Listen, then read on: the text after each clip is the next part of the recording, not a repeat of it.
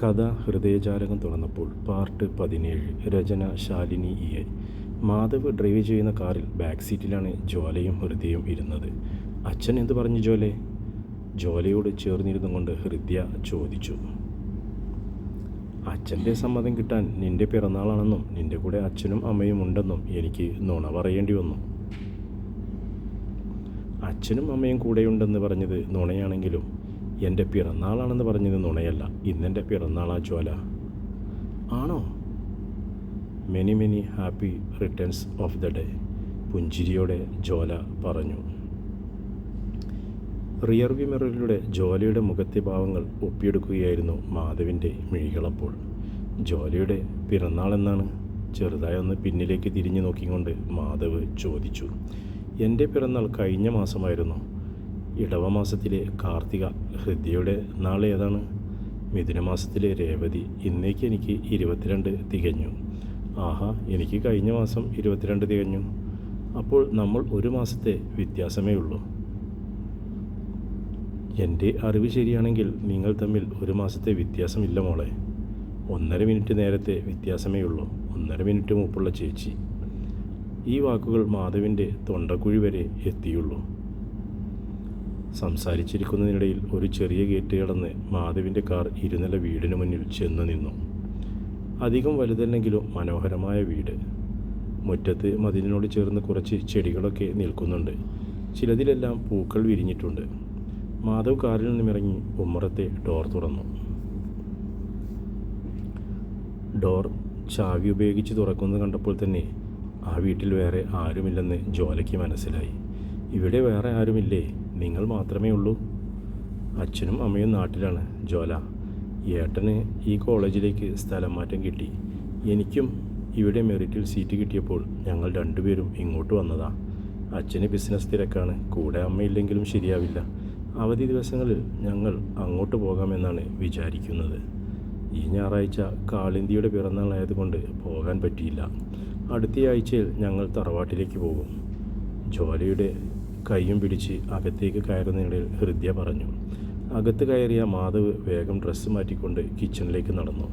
സദ്യ ഒരുക്കാനുള്ള പച്ചക്കറികളെല്ലാം അരിഞ്ഞു വെച്ചിട്ടാണ് അവർ അമ്പലത്തിലേക്ക് പോയിരുന്നത്. വേഗം സ്റ്റൗ ഓണാക്കി അവൻ ചോറിന് വെള്ളം വെച്ചു. 4 ബർണറുള്ള സ്റ്റൗ ആയിരുന്നു അവരുടെ അടുക്കളയിൽ. പിന്നെയുള്ള ഒരെണ്ണത്തിൽ അവിയലിനുള്ള കഷ്ണങ്ങളും മറ്റൊന്നിൽ ചായയ്ക്കുള്ള വെള്ളവും വെച്ചു. ഹൃദയ ഡ്രസ്സ് മാറ്റിയതിനു ശേഷം ജോലിയുടെ കൈയും പിടിച്ച് കിച്ചണിലെത്തി. ഏട്ടാ, ഞാനെന്താ ഹെൽപ്പ് ചെയ്യണ്ടേ? കിച്ചണിലെത്തിയും ഹൃദയ ചോദിച്ചു. ദേ, 2 പേരും കൂടി ആ ഇഡ്ഡലിയും സാമ്പാറും ചട്ടിയും എടുത്ത് മേശപ്പുറത്ത് കൊണ്ടുപോയി വയ്ക്ക്. അപ്പോഴേക്കും ഞാൻ ചായ എടുത്തു വരാം. അതോടെ ഇഡ്ഡലി വെച്ച പാത്രമെടുത്ത് ഹൃദയ ജോലയുടെ കയ്യിൽ കൊടുത്തു.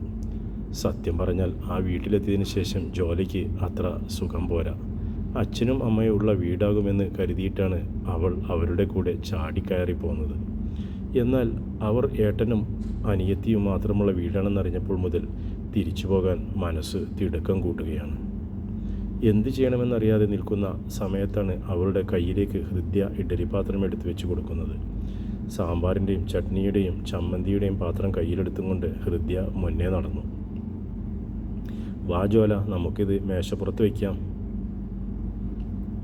ഇഡ്ഡലിയുടെ പാത്രം പിടിച്ചുകൊണ്ട് നിന്നിടത്ത് നിന്ന് അനങ്ങാതെ നിൽക്കുന്ന ജ്വാലയെ നോക്കി ഹൃദയ വിളിച്ചു.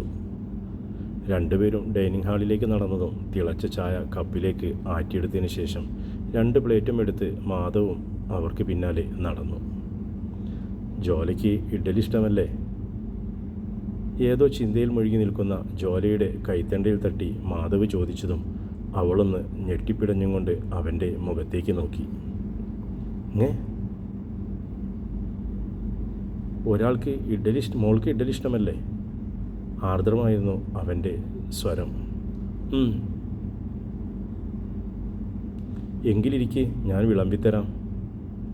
അവൾ പതിയെ ഒരു ചെയർ വലിച്ചിട്ട് അതിലേക്ക് ഇരുന്നു. മാധവ് അവളുടെ മുന്നിലേക്ക് ഒരു പ്ലേറ്റ് നീക്കി വെച്ച് അതിൽ 2 ഇഡ്ഡലിയും സാമ്പാറും ഒഴിച്ചു കൊടുത്തു. ജോലിയുടെ അടുത്താണ് മാധവ് ഇരുന്നത്. അവൻ്റെ അപ്പുറത്ത് ഹൃദയയും ഇരുന്നു. 3 പേരും കഴിക്കാനിരിക്കുന്നത് മേശപ്പുറത്ത് 2 പ്ലേറ്റേ ഉള്ളൂ. ഒരു പ്ലേറ്റ് തൻ്റെ മുന്നിലുണ്ട്, പിന്നെ ഉള്ളതൊരു പ്ലേറ്റാണ്. എന്നും എടുക്കുന്ന പോലെ 2 പ്ലേറ്റ് എടുത്തതാണോ, അതോ ഇതിൽ ആരെങ്കിലും കഴിക്കാത്തതുണ്ടോ? ജ്വാലയുടെ ചിന്തകൾ പല വഴി തിരിഞ്ഞു. മാധവ് തൻ്റെ മുന്നിൽ വെച്ച പ്ലേറ്റിലേക്ക് 2 ഇഡ്ഡലി എടുത്തു വെച്ചു. കുറച്ച് സാമ്പാറും കുറച്ച് ചട്നിയും ഒരു നുള്ള് ചമ്മന്തിയും എടുത്തു. മാധവ് കുഴക്കുന്നത് നോക്കി ഇരിക്കുകയാണ് ഹൃദ്യ. ജ്വാല 2 പേരെയും മാറി മാറി നോക്കുന്നുണ്ട്. മാധവ് കുഴച്ചുരുട്ടിയെടുത്ത ഭക്ഷണം വാത്സല്യത്തോടെ ഹൃദ്യയുടെ വായിലേക്ക് വെച്ചു കൊടുക്കുന്നു. ഒരു നിമിഷം ജ്വാലയുടെ മനസ്സ് നിറഞ്ഞു. അവരുടെ മിഴികൾ നീർപ്പൊടിഞ്ഞു. കുട്ടിക്കാലം മുതൽ കൊതിക്കുന്ന കാഴ്ചയാണ് തനിക്ക് മുന്നിൽ ഇപ്പോൾ അരങ്ങേറിയത്. ഒപ്പം പഠിക്കുന്ന കുട്ടികളിൽ ചിലരിൽ നിന്നും മാത്രം പറഞ്ഞു കേട്ട അറിവ്. ഒരേട്ടനുണ്ടായിരുന്നെങ്കിലെന്നും പലപ്പോഴും കൊതിച്ചിട്ടുണ്ട്.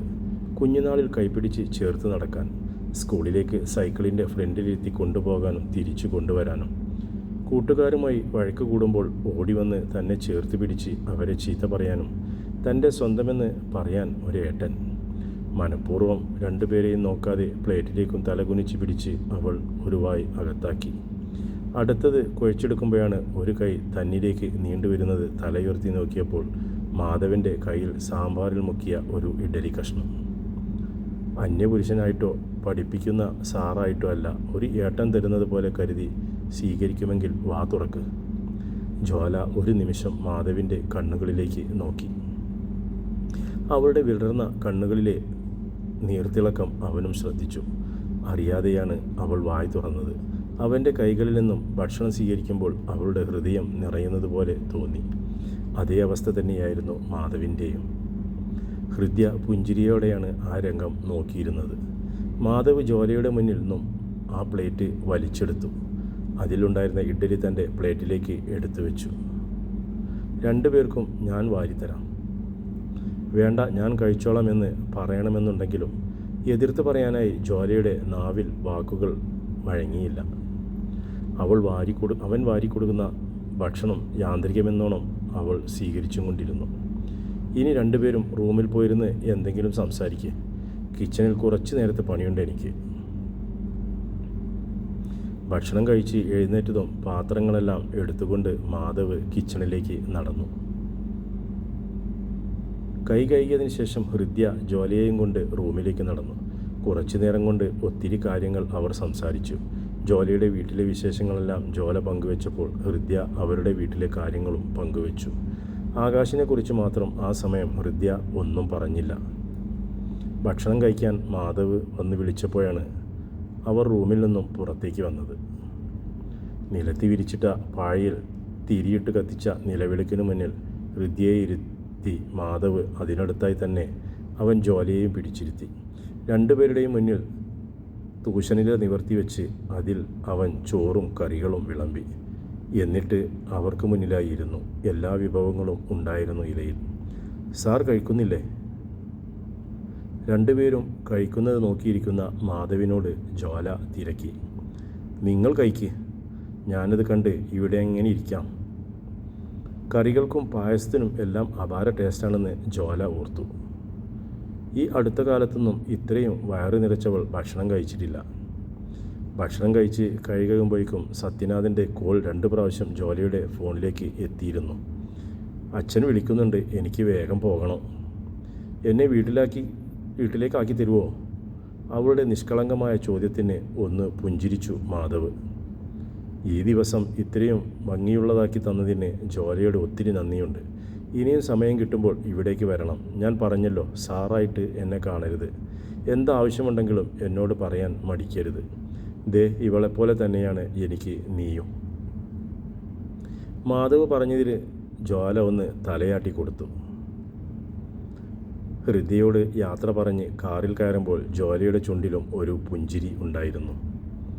വീടെത്തുന്നത് വരെയും അവർ 2 പേരും ഒന്നും പറഞ്ഞില്ല. വീടിന് മുന്നിൽ കാർ നിർത്തി ഇറങ്ങുമ്പോൾ അവളൊന്ന് മാധവിൻ്റെ നേർക്ക് നോക്കി. സാർ വരുന്നില്ലേ വീട്ടിലേക്ക്? ഇല്ല, ഇനിയൊരു ദിവസം വരാം, ഇപ്പോൾ കുറച്ച് തിരക്കുണ്ട്. അത് പറഞ്ഞുകൊണ്ട് മാധവ് കാർ മുന്നോട്ടെടുത്തു. അവൻ്റെ കാർ ചെന്ന് നിന്നത് ചിറ്റൂർ മംഗലത്ത് ഹോസ്പിറ്റലിൻ്റെ മുന്നിലാണ്. പാർക്കിംഗ് ഏരിയയിൽ കാർ നിർത്തി അവൻ റിസപ്ഷനിലേക്ക് കയറി ചെന്നു. എനിക്ക് ഡോക്ടർ സേതുലക്ഷ്മിക്ക് ഒരു ടോക്കൺ വേണമായിരുന്നു. ടോക്കൺ എടുത്തതിന് ശേഷം അവൻ ഡോക്ടറുടെ ക്യാബിന് മുന്നിലേക്ക് നടക്കുകയാണ്. പെട്ടെന്നാണ് എതിരെ ഡോക്ടർ സൂരജ് നടന്നു വരുന്നത് കണ്ടത്. മറ്റെവിടെയെങ്കിലും മാറാൻ കഴിയുമോ എന്ന് നോക്കുന്നതിനിടയിൽ സൂരജ് മുന്നിലെത്തി കഴിഞ്ഞു. മാധവ്, നീ എന്താ ഇവിടെ? അത് ഇവിടെ കൂടെ പഠിപ്പിക്കുന്ന സാറിൻ്റെ വൈഫ് ഇവിടെ ഡെലിവറി കഴിഞ്ഞ് കിടക്കുന്നുണ്ട്. ജസ്റ്റ് ഒന്ന് കയറി കാണാമെന്ന് കരുതി. ആണോ? എങ്കിലൊക്കെ. നിങ്ങൾ എവിടെയാണ് താമസിക്കുന്നത് എന്ന് പറഞ്ഞില്ലല്ലോ. എൻ്റെ നമ്പറിലേക്ക് വിളിക്കൂ മാധവ്, ഞാൻ വൈകുന്നേരം അങ്ങോട്ട് വരാം.